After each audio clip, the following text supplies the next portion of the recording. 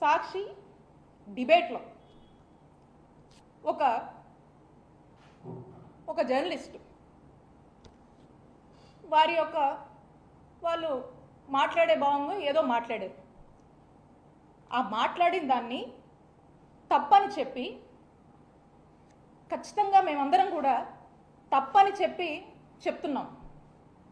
ముమ్మాటికి అతను మాట్లాడింది తప్పు,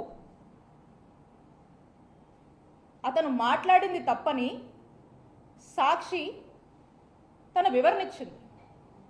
ఆ జర్నలిస్ట్ మాట్లాడినటువంటి మాట తప్పని వైఎస్ఆర్ కాంగ్రెస్ పార్టీ అతని మాటలు తప్పని చెప్పి ఒక ప్రకటన కూడా ఇచ్చింది. నా వ్యక్తిగత అభిప్రాయం కూడా అతను మాట్లాడినటువంటి మాటలు ముమ్మాటికి తప్పే. దీన్ని మేము సమర్థించట్లేదు.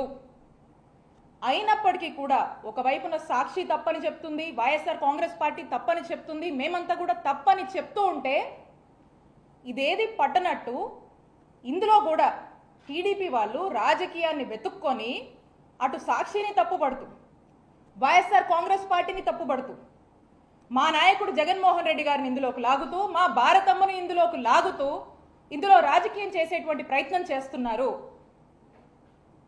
మేము తప్పని చెప్పినా కూడా ఏమీ పట్టనట్టు ఇందులో రాజకీయం వెతుక్కొని చేస్తున్నారు. ఏమనాలి దీన్ని? మేము మా నాయకుడు జగన్మోహన్ రెడ్డి గారికి, మా భారతమ్మకు ఈ జర్నలిస్ట్ మాట్లాడినటువంటి మాటలకు సంబంధం ఏంటని నేను అడుగుతా ఉన్నాను. ఇది తప్పని మేము ఖండిస్తూ ఉంటే అయినా కూడా పదే రాజకీయంగా కల్పించుకొని దీన్ని ఎందుకు మా వాళ్ళ మీద, మా నాయకుడి మీద, మా భారతమ్మ మీద రబ్ చేసే ప్రయత్నం చేస్తున్నారు అని చెప్పి మిమ్మల్ని అడుగుతా ఉన్నాము. మేము స్పష్టంగా తెలియజేస్తున్నాం, మేము స్పష్టంగా డిమాండ్ చేస్తున్నాము. మేము తప్పు ఈ విషయం అని చెప్పి మా సాక్షి తరఫున, మా సాక్షి ఛానల్ తరఫున, వైఎస్ఆర్ కాంగ్రెస్ పార్టీ తరఫున మేమందరం కూడా తప్పని చెప్తూ ఉన్నాము.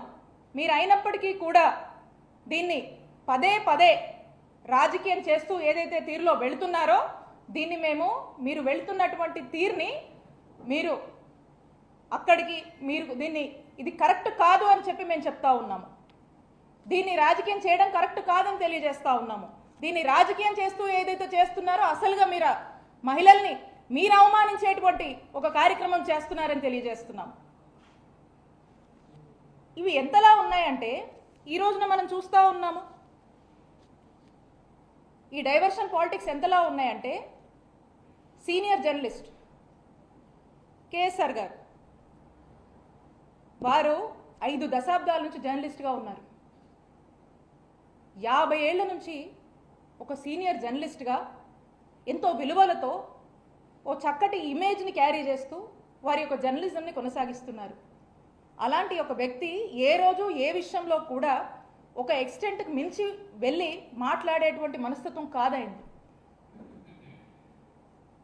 న్యూట్రల్స్ కూడా తన్ని అప్రిషియేట్ చేసేటువంటి విధంగా తన యొక్క జర్నలిజం కొనసాగించారు వారి యొక్క దీంట్లో. అలాంటి వ్యక్తిని ఈ రోజున అరెస్ట్ చేశారు. అంటే ఈ రెడ్ బుక్ పాలన ఎక్కడ దాకా వచ్చిందంటే ఈరోజు జర్నలిస్టుల వరకు కూడా వచ్చింది.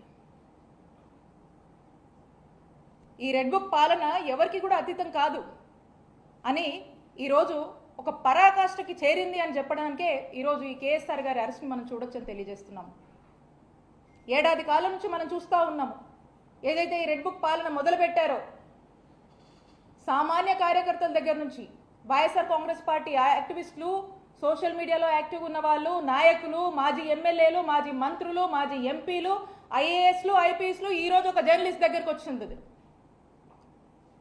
అంటే ఒక్కసారి ఆలోచన చేయండి ఏ విధంగా పరాకాష్ఠకి రెడ్ బుక్ పాలన చేరిందనేది.